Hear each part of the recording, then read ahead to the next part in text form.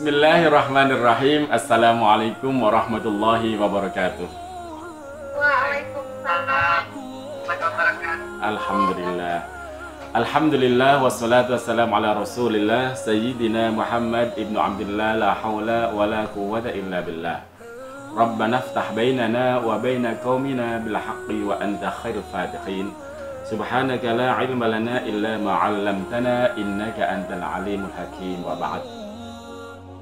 Saya pernah membaca dan mendengar langsung dari dokter kecantikan yang memang biasa menangani hal seperti ini. Karena beliau sempat bertanya kepada saya, bagaimana secara hukumnya? Saya katakan, kalau hukum bicara apa adanya, enak nggak enak ya dengarkan, setuju nggak setuju, ya itulah hukum. Kadang hukum itu terasa nggak berpihak kepada kepentingannya, tapi itulah hukum. Baik, yang kedua, tabarruj, kategori bersolek adalah tentang sulam bibir. Untuk mengetahui hukum sulam bibir, maka hendaknya kita mengetahui terlebih dahulu seperti apa sih proses sulam bibir ini.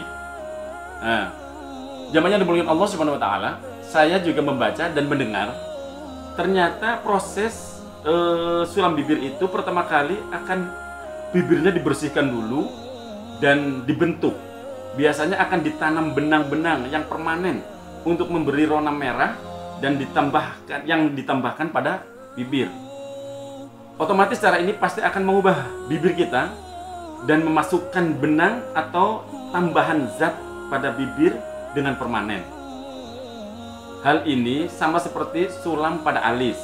Nah, ini sekaligus ya, sulam, karena ada yang bertanya, sulam alis. Kalau tadi alisnya ketebelan, kemudian dikerok. Sekarang alisnya kurang bagus, kemudian malah disulam. Hukumnya sama dengan sulam bibir. Setelah dilakukan pembersihan, pencukuran dan pembentukan, barulah dilakukan proses sulam pada alis. Tentunya sebelum disulam, alis diolesi terlebih dahulu krim anestesi agar tidak terasa sakit. Baru setelah itu digunakan alat khusus untuk mengaplikasi tinta sulam yang akan digambar pada alis dan menjadi mirip bulu alis.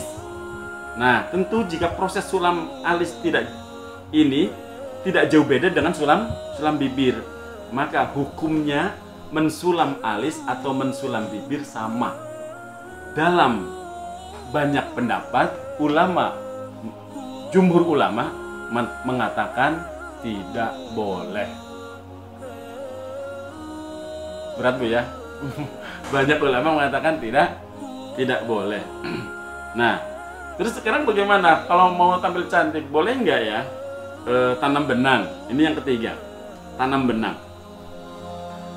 Seperti kita ketahui, tanam benang merupakan perawatan yang menggunakan media benang dan proses operasinya di mana benang menggunakan cairan obat untuk regenerasi kulit yang ditanamkan di dalam kulit sebagai proses kecantikan. Nah, intinya yang ingin saya sampaikan dari sisi hukum fikihnya, dari syariatnya, boleh atau tidak, jamaah yang dimuliakan Allah Subhanahu wa taala, ada dua pendapat yang ditemukan dalam persoalan tanam benang ini, Bu.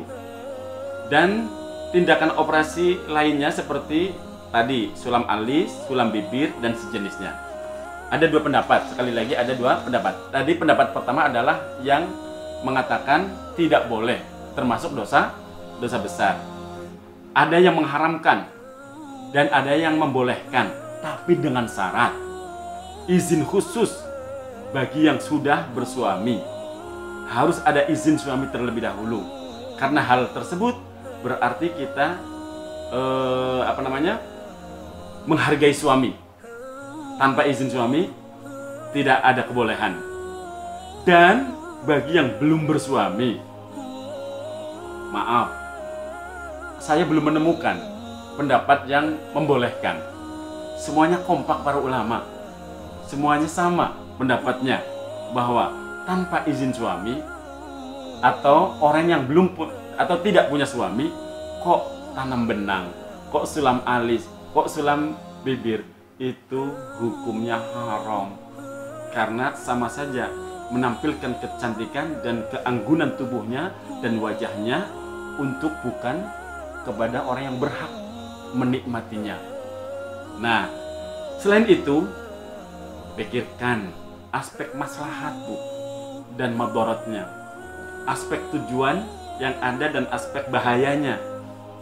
Juga hati-hati karena operasi seperti ini pasti ada risikonya.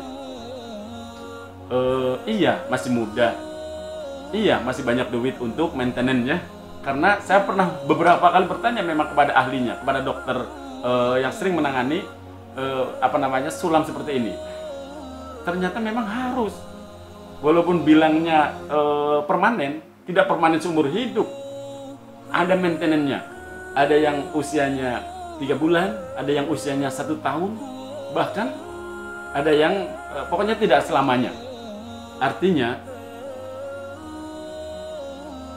menanam benang atau mensulam alis dan bibir itu ada resikonya, karena memang menanamkan sesuatu yang bukan pada sesuatu yang sebenarnya sudah Allah berikan yang terbaik untuk kita.